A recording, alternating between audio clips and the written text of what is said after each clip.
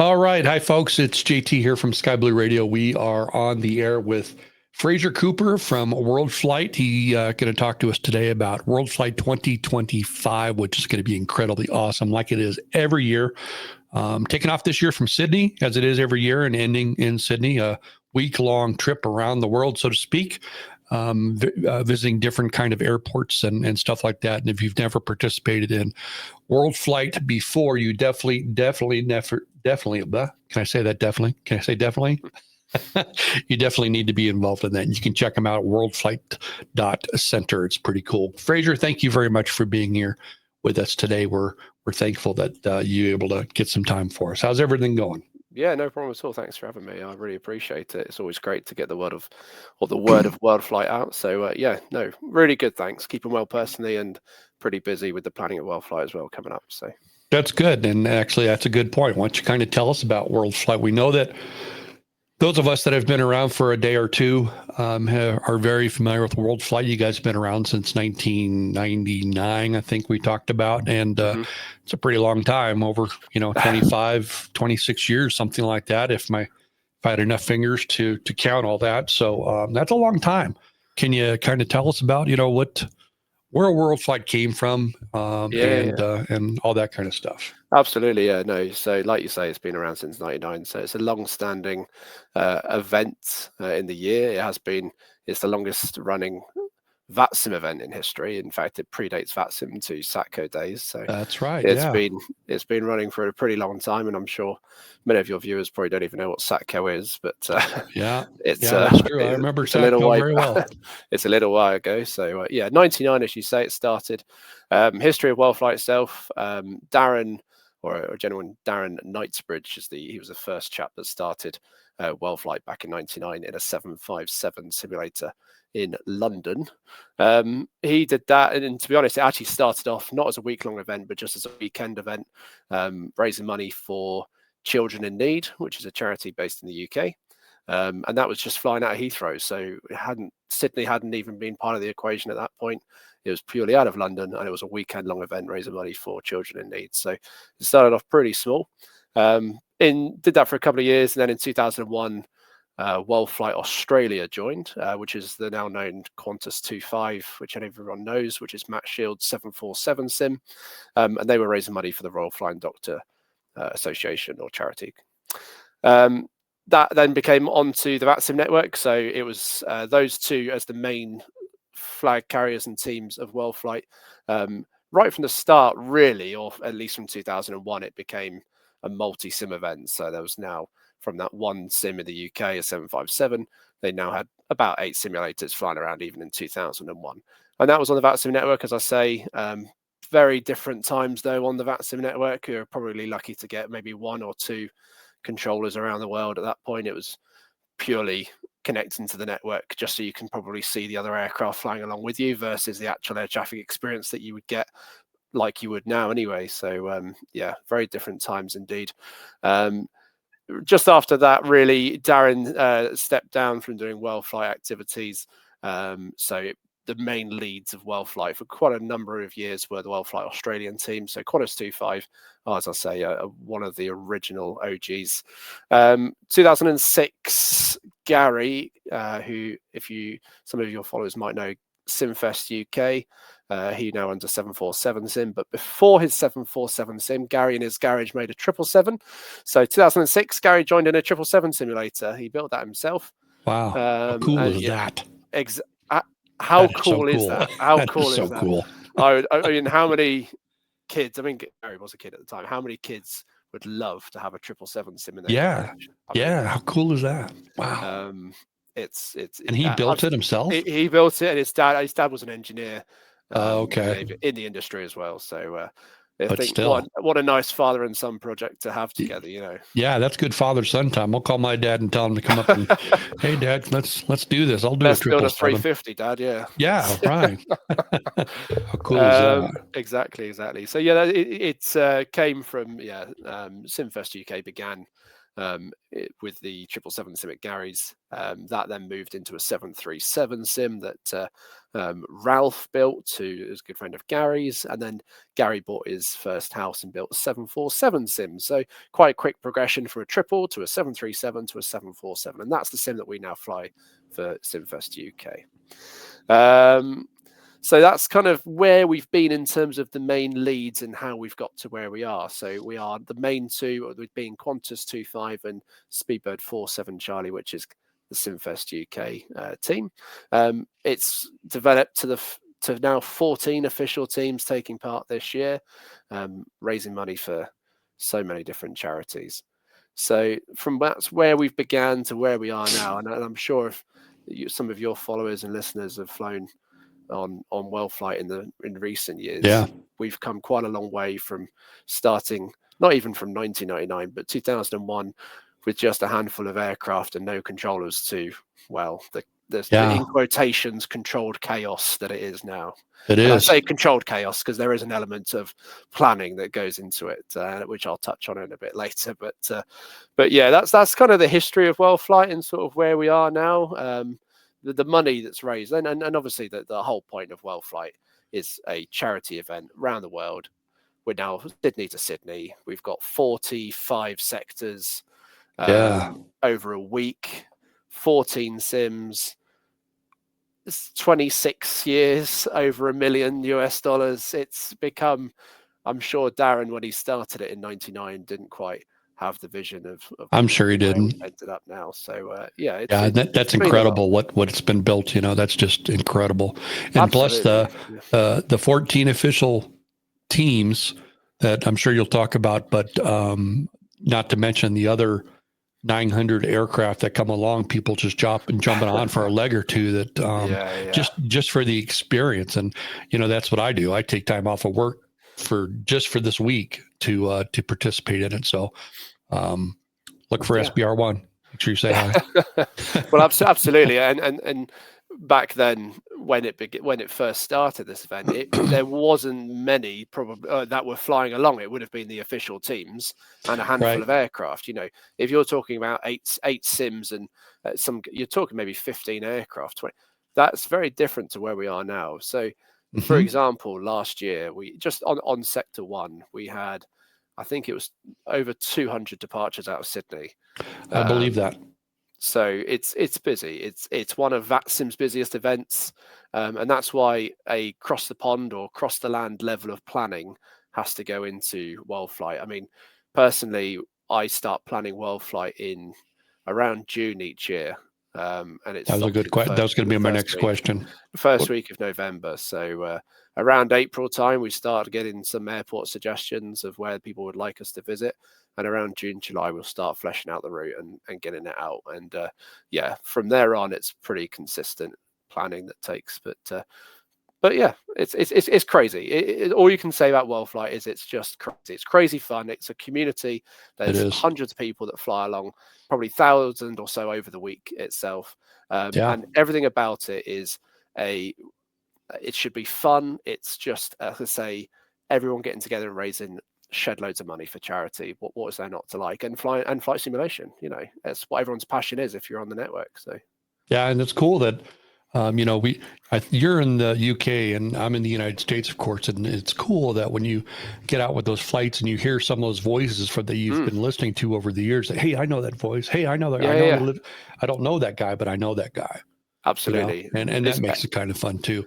I wanted to touch on your first couple legs, Sydney to Auckland and then Auckland to Christchurch. I think there was a new thing that came out last week or this week, was it, about getting a release from ATC or something like that in advance or something like that. Could you kind of touch on that a little bit?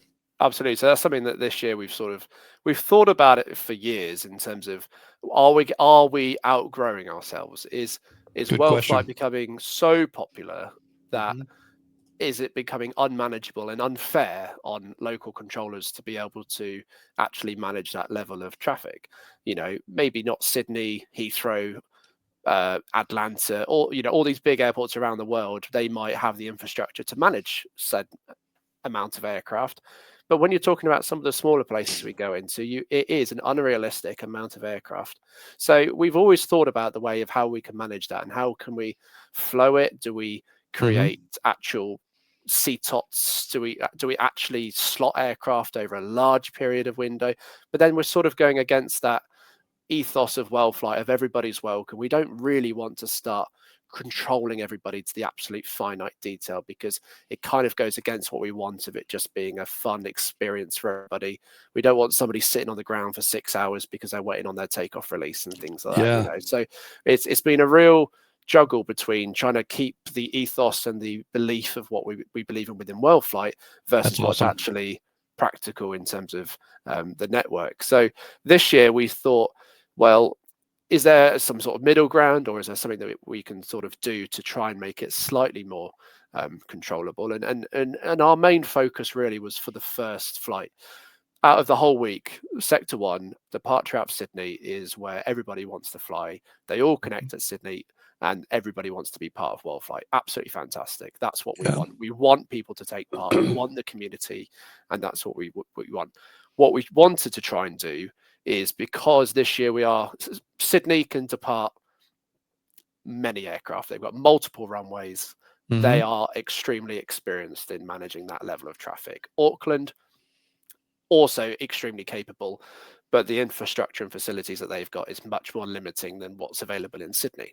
So what we didn't want is for it to be everybody get airborne and it be carnage or uncontrollable for the Kiwi controllers down in New Zealand. So we thought, okay, well, let's say we have 200 people wanting to fly. Let's limit it to 150, which is what we've done this year. We've said 150 aircraft can depart within this 3-hour window. That's 50 aircraft an hour. That's still really good going. That's still a lot, yeah. It is still a lot of aircraft. But let's say 150 over 3 hours. Anybody else, and if you'd like to be one of those 150, let's say you just need to register that you want to depart in advance. You're not getting a slot. You're not getting a takeoff restriction. You're not. It is a booking, but you're, like I say, you're more just registering that you want to be one of that 150. That means that we know exact numbers. We can tell the Auckland controllers, hey guys, you're going to get exactly this number of aircraft over this period of time, and we can give them a bit more of a heads up of what to expect. That's Whereas if it's 200 plus, it's so hard to actually manage that from a controlling point of view. That's exactly right. We just wanted to try and make it slightly more controllable, even just statistically, for them to know what's going to come. So what we're not saying is if you don't get a slot, you can't participate. That is absolutely not what we want. We want everybody to take part. What we are saying is that you have to be an event registered, booked aircraft to depart within the 3 hours that we've said, which is from 2030 Zulu to 2330 Zulu on the 1st of November. If you're not an event aircraft, then yeah, exactly. And there are slots available still. So I think there's 29 slots out of 150 remaining. So there's not many left, but there are some left. I know. As soon as I got my email about getting the release, I was like, boy, I better get in there. So I definitely got in there quick. Yeah, and a lot of people did. If you're not registered and you want to fly, you can either go before 2030Z or after 2330Z, and there's no restriction. Absolutely. Take off at 2029 and there's no restriction. Alternatively, if you'd like to depart in the main Kaggle or of WorldFlight, then you can do so also. And we've set up an alternative route to go from Sydney to Ohakea, which is on the southern tip near Wellington, on the North Island in New Zealand still. That's going to be fully staffed, full air traffic control there as well. So we have not just gone, that's it, you've got to be part of it or suck it. We have actually given an alternative plan here. So we are really trying to accommodate everybody still. That's good. And then if you want to depart out of Auckland, you can then load up Auckland. If you want to depart out of Ohakea, there's no limitation from Sector 2 onwards. So it's only for the first flight that we are introducing that sort of limit, just to try and cap it ever so slightly and make it more manageable. Yeah, that's a good idea. It doesn't make any fun for anybody. You know, like you said before, you're waiting 6 hours to get a release. So I think that's a good call. I noticed Well, also too that I think it it's a was trial. the Sorry. It's a trial as well. So it might not work. It might work. It's one of those things yeah we have to try just to see how it goes, and it might be something that we then introduce for further legs in years to go, or we go, do you know yeah what, that didn't work. So feedback is what we want as well, and I'm very receptible to people telling us what's worked and what hasn't worked throughout the event, after the event, or ideas before the event. It's a very open book hmm in terms of we want to get this right. Um, but so we yeah, need you to tell us. absolutely. Yeah, Yeah, that's sorry, I didn't cool. mean to That interrupt there. no, that's okay.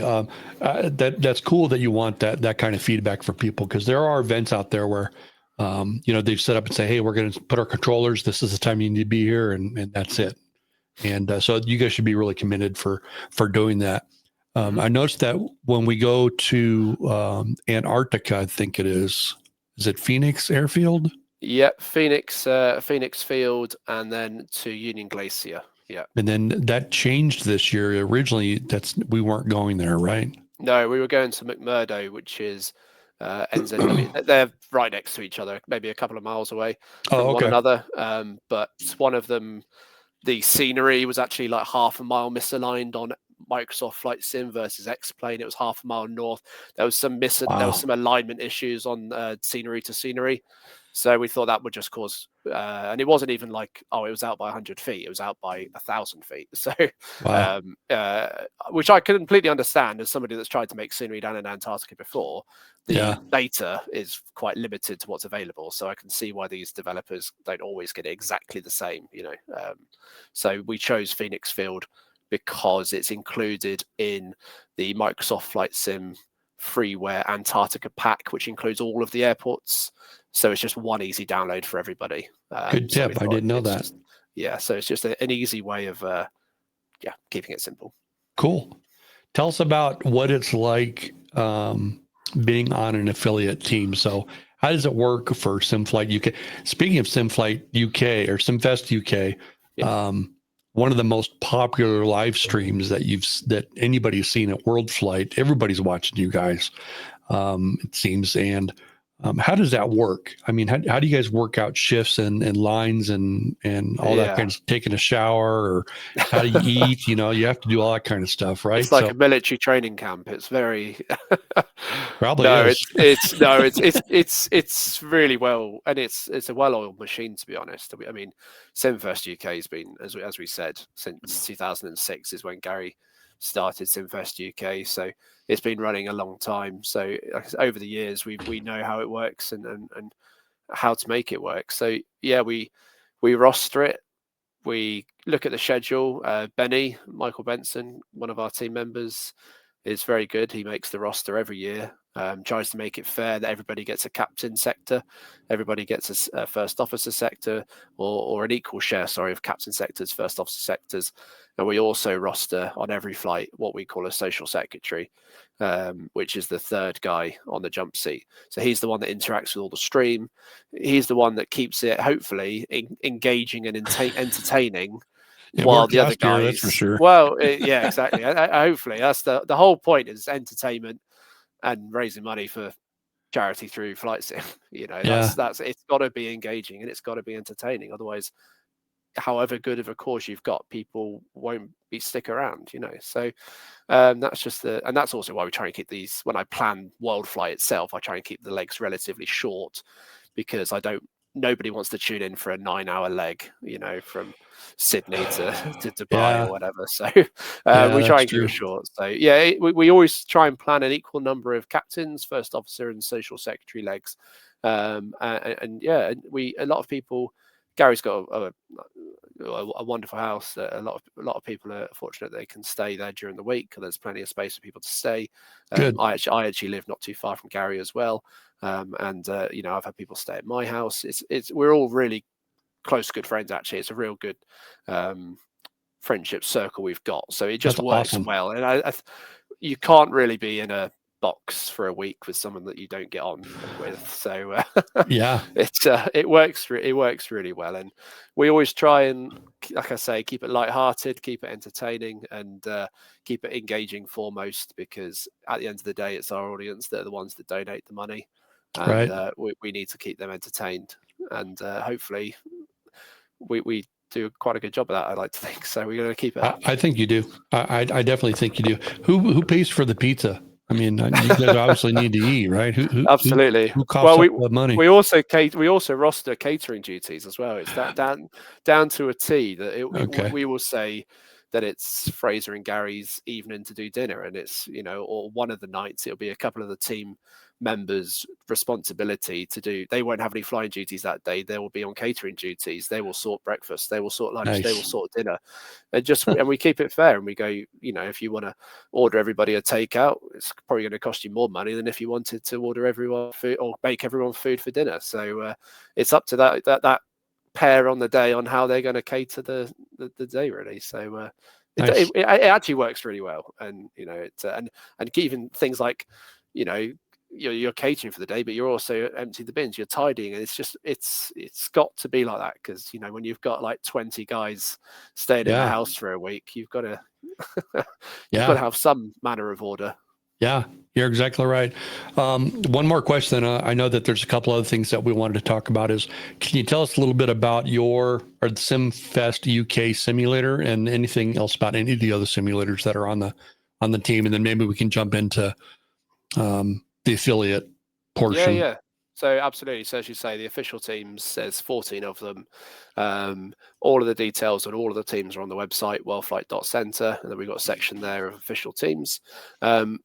We've got 747s, we've got 737s, we've got some Max 737 Maxes, we've got some 320s, we've got some 747-200 Classic this year, 200 or 300, but yeah, 74 Classic this year. There's a huge variety in teams, and not only just variety of aircraft, but variety of people taking part, and variety of locations as well. Obviously, we've got a couple of teams, or a few teams now in the UK. We've got one, SimFest UK. We've also got Velocity UK. We've got Ascend Aviation, which are up in Scotland. Ness Aviation are in Aberdeen, in Inverness, I believe. So we've got teams all over the world. We've got Australia, of course, plenty of teams from America. We've got a new team from Amsterdam this year, Germany. Wow. It's all over, and that's what's great about it as well. This community has introduced me to so many great people that I wouldn't have met otherwise. So it's great for that. And I think that it sort of epitomizes what WorldFlight probably is about. Not only just raising money for charity, but also that central community within VATSIM that everybody sort of feels pretty welcome. And I'm sure you'll touch on that affiliate point of view as well that we've introduced last year, just to try to enhance that sort of community feel, really. I think it's awesome.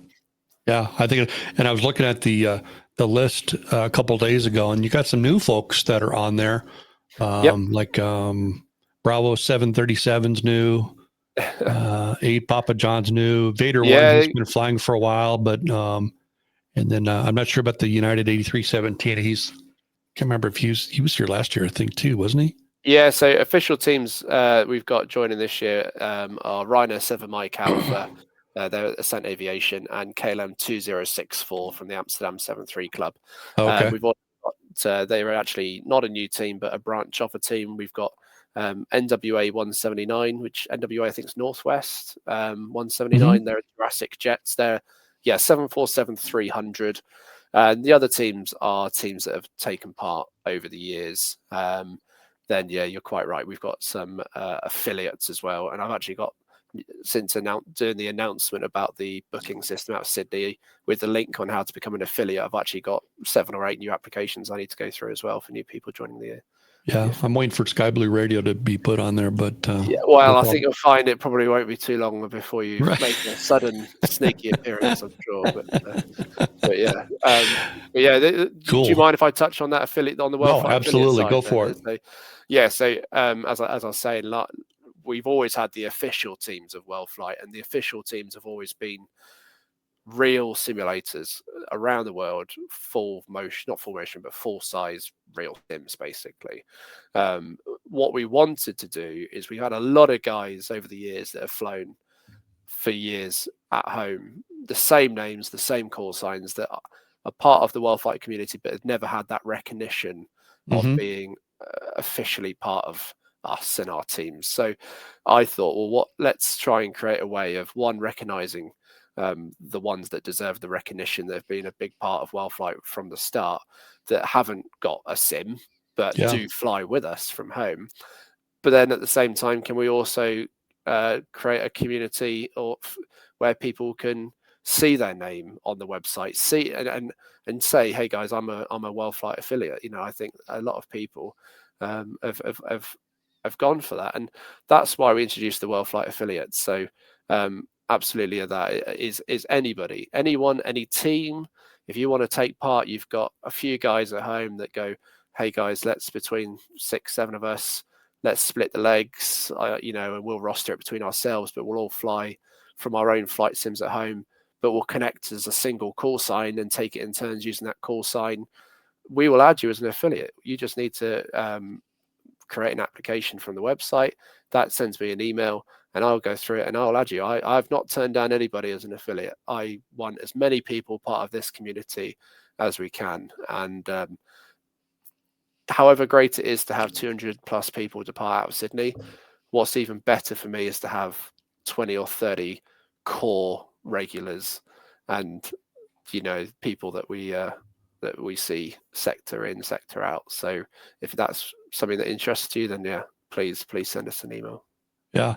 I was just listening to you talk about that affiliate thing, and you can kind of hear the passion in your voice and how important that is to you. And that's really commendable. So that's cool. I'm really, really happy to hear that.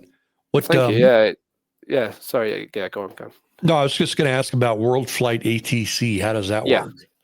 So WorldFlight ATC. So it's what we do is, in terms of, if I start from the beginning of the planning process, in terms of the coordination that has to take place to get to where we are now, and actually it's still ongoing now, actually, but up until the event begins. So around, as I say, April time, we will put the announcement out to say, hey guys, thanks for last year.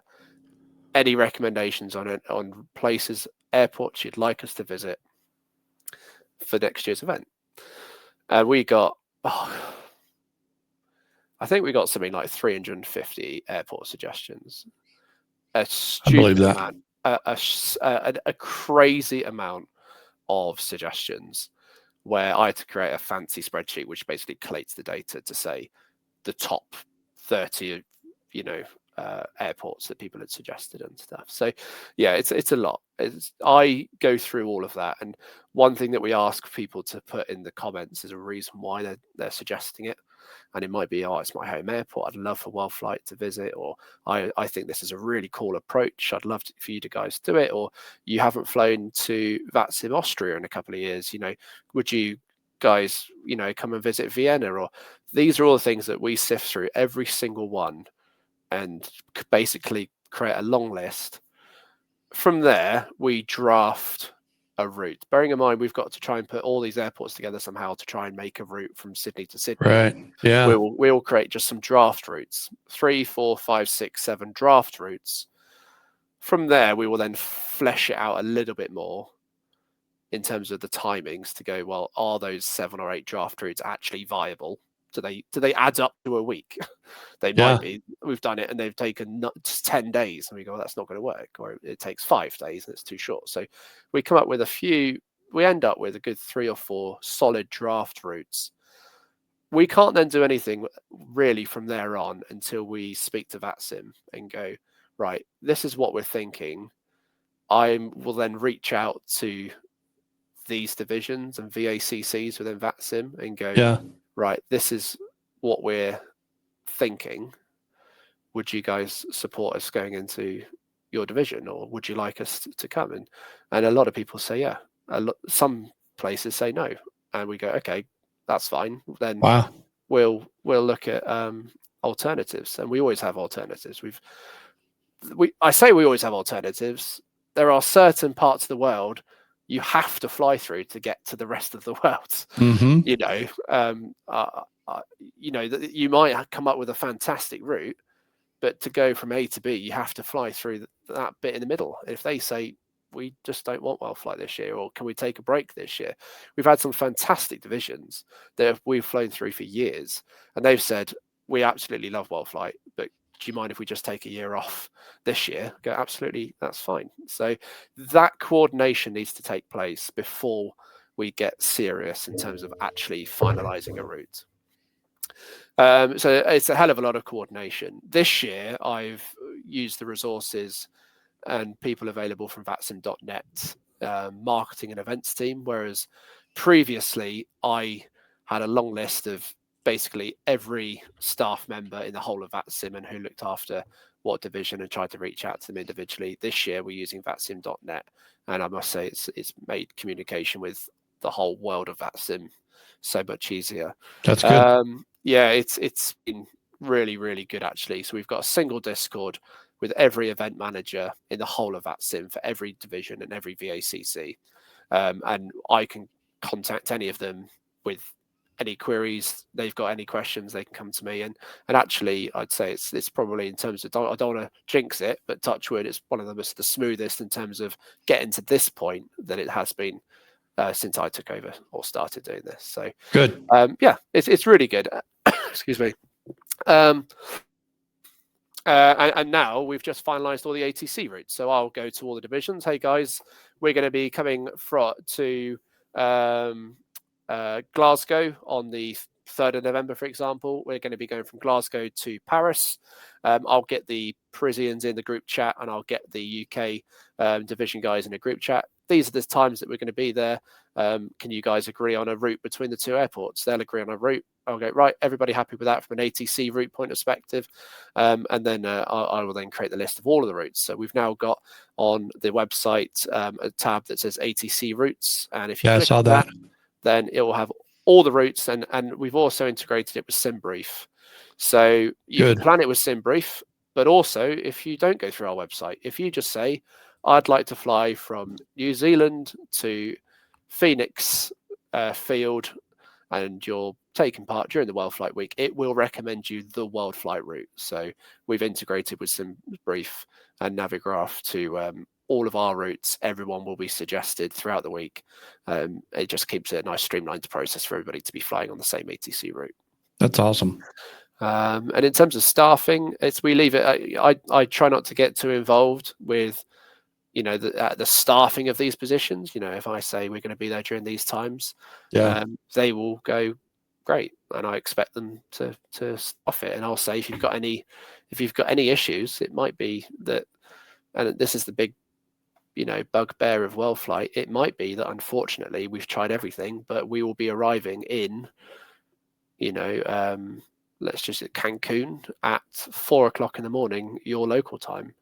And I'm really sorry about that, but to make the rest of it work, that's just how it's just going to have to be like that. And it's so difficult. And the biggest sort of feedback, or the biggest sort of complaint in quotations that we get every year, is that, why are you coming to my airport at 2 o'clock in the morning?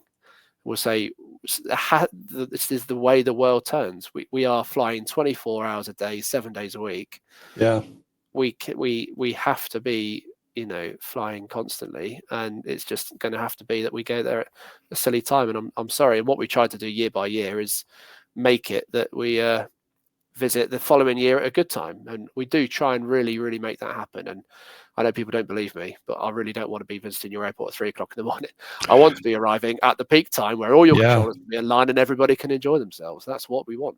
Yeah, there's a big picture to the whole thing, and sometimes people forget that. It's really difficult. If somebody said to you, here is a 747, a real 747, you have 7 days to fly around the world and you have to do 45 legs, and you've got to try and arrive at a good time for everybody to enjoy it. Good luck. And here you go. It is a huge logistical challenge. And I know it's only Flight Simulator, but everything that we do is the planning perspective of what a real world planner would be doing. It's planning the route, checking that, first of all, the place we're going to will accept us. This is real life issues that people would face when planning with a real aircraft. So the complexities are not obviously not quite as many, but it is a lot to think about. So I obviously enjoy it. Like you said, hopefully I give off the passion that I've got for WorldFlight. And you do, yeah. in terms of getting it right for everybody is what I want. It's just not always possible. So, that's kind of what I want to get across. The other thing too is that we haven't talked about yet is that you're a volunteer, right? Yeah, You, I am a volunteer. which is really cool. I certainly don't get paid for it. If I was paid per the hour, I'd probably be hopefully on a healthy sum of money. No, Yeah. I'm not. I'm fortunate in the role or job that I have. I am in the industry. I do fly, and I spend a considerable amount of time in hotel places around the world where I do have access to a laptop every now and then. I can plan. I can spend an hour planning a sector and then go back to what I'm doing and then come back the next day and plan another sector. So I do make time, and I try not to. And that's why it starts from July or April and ends up in November. It takes that long because I'm not a full-time employee. I do have a job, and it isn't just me. There are other people on the team as well, I should say. Right. But my point is not just you volunteer. Everybody's a volunteer for this, but the amount of time and work that goes into it. It's amazing. You all should be commended for that, because not everybody would or could do that. So that's really cool. Yeah, people take, we take a week off for the year. People are not paid for that. People are taking that week off work. It's we don't just happen to have that off, and people are not getting paid, but they're doing it because it's for such a great cause, and people are passionate about WorldFlight and the event. So yeah, we're very fortunate. We've got some very, very dedicated people to this to the cause, and like you say, we are one team. There are 13 other teams, but there are people like yourself. You said you're taking the time off. There are, I love excuse it. me, plenty of other people as well who take off the whole week because that is their big event of the year. So I commend them as well, and their dedication to the cause. So good. What would you tell somebody that's never done this before, like the first time pilot? Don't hop on and say radio check November 1, 2, 3, 4, 5, right? Yeah. What are some tips for the newbie? I think certainly now compared to when you and I probably began flying on the network, is that there are fantastic resources available there just from a VATSIM point of view. That is probably a good way to get started before you. WorldFlight is an event that takes part on VATSIM. If you're not a regular VATSIM pilot, that doesn't mean you can't take part, but I would use the resources that are available from vatsim.net perspective to get yourself comfortable, because it is quite intimidating when there are 150, 200 other people all trying to call up for clearance. So my advice to you, if you are a new pilot that wants to take part in WorldFlight, is use the resources available via vatsim.net/PRC, which is the Pilot Resource Center, to get yourself actually started. There are some fantastic YouTube tutorials from very competent pilots and controllers and YouTubers that are on the VATSIM network. WorldFlight itself, as I say, is a very busy event. Doesn't say you have to be an experienced person to take part, but there is also an element of being practical. There might be the occasional scenario during WorldFlight you'll be told just to get off that runway as soon as you can, and if it means you might have to put that left tire in the grass or the snow, then we would kindly ask you to be quite practical about it, because there's a lot going on and we just want to keep that wheel turning for everybody. So if you're going to take part, then we would love you to.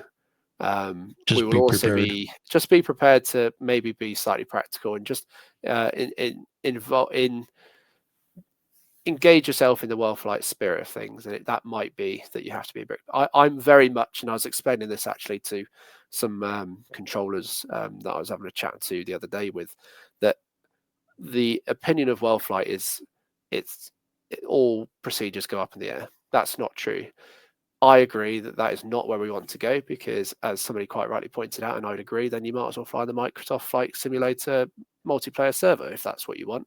If you want to fly on VATSIM, you are expected to be controlled by a controller who will be following procedures. They might relax some of those procedures, but I don't want us to end up in a situation where you're cleared to land number 100, and he'll probably be off the runway, or just every airport we go to, taxi through the sea and park where you want. That's not what I want at all.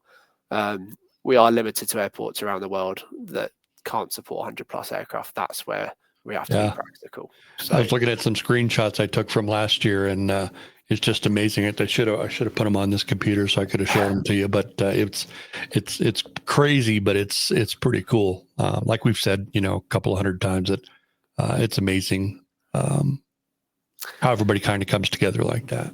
Yeah, absolutely.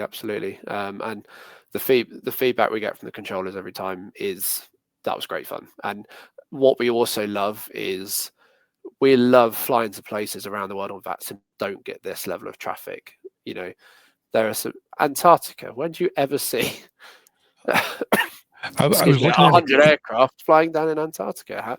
How many times in South America it is busy on VATSIM, but not that many people would fly, like a city pair from Union Glacier to Chile. So we love bringing the WorldFlight busyness to places that deserve the attention but don't get the traffic levels on VATSIM, I would say. Yeah, I think last year didn't go to Antarctica at all, because last year was westbound, I think. Yeah. And we went across the Pacific. It was from Las Vegas. Yeah, and we did Vegas, Honolulu, and then we did Wake Island, I think. Wake Island, and then onwards to, is it Japan or somewhere? Yeah, Tokyo. Yeah. So that's cool. It's eastbound's better. I'll say that, because you'll also find that we fly in daylight more going eastbound. Mm-hmm.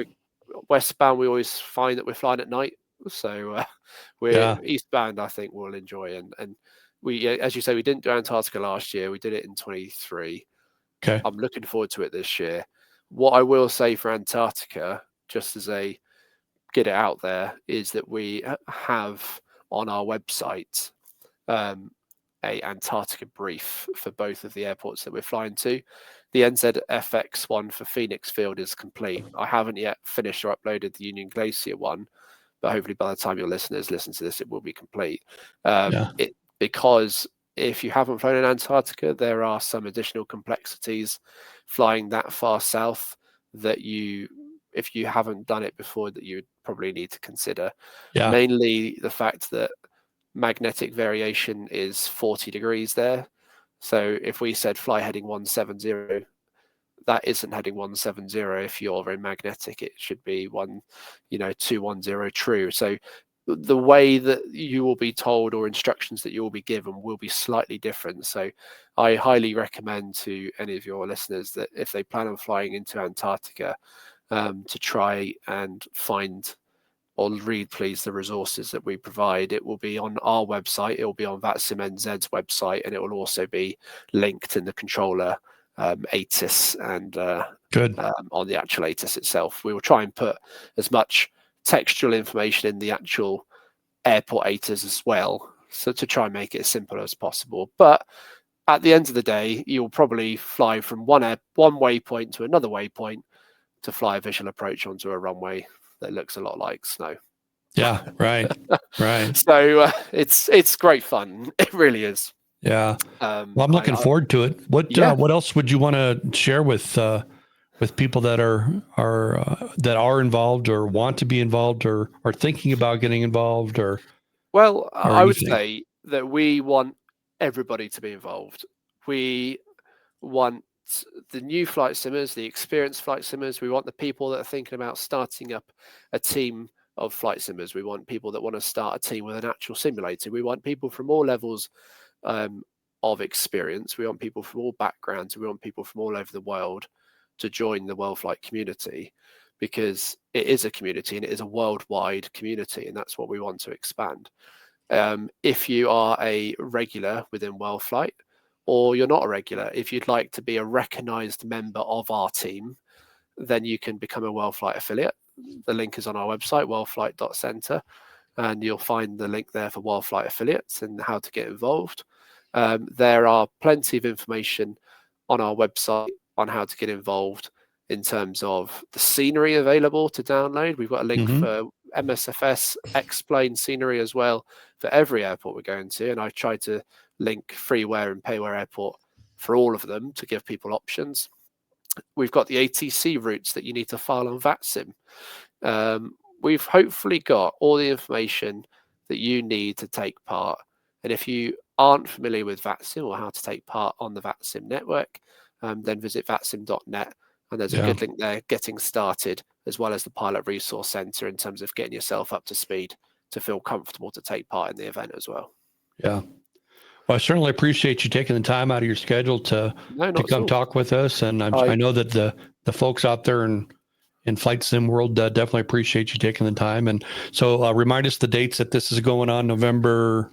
Yep. So November the 1st this year, Saturday the 1st of November, and it will be starting in Sydney at officially 2100 Zulu.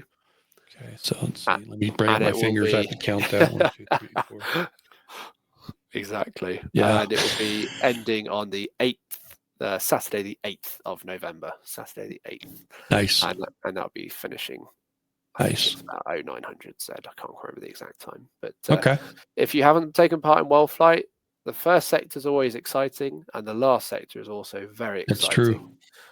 Because if you haven't seen it before, all of us teams and the affiliates will be flying under the Sydney Harbour Bridge to making visual approaches into Sydney, and it is something that is spectacular. That sounds fun.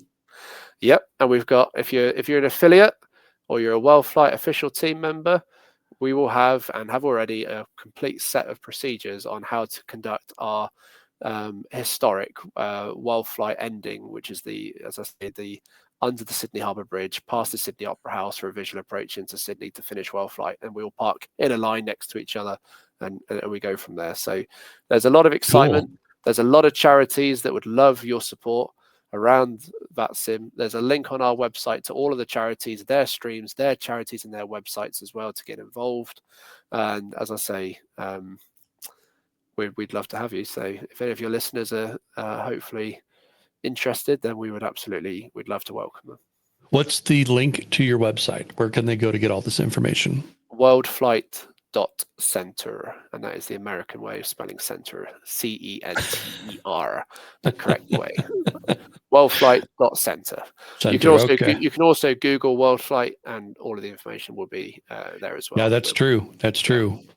Just amazing. I'm really excited about it, and thank you again for being with us. And we'll see you here in I think it's a couple weeks away, or a week away, or something like. No, yeah, 2 weeks away, I think, right? Yeah, absolutely. And one thing I'll just add at the end of this as well is that you'll see the link on our website, but we've got a community Discord server, and we'd love people to join that as well. And if you need to reach out to me, you've got any questions, you also want to take part or have a further role within the planning element of WorldFlight and want to help, then you can reach out to me as well via our Discord. So I'm always happy to receive any private messages, DMs, etc., and emails. So please get involved. Cool. Thank you, Fraser. And we'll see you in the air. Absolutely. Look forward to it. Cheers, guys. See you later.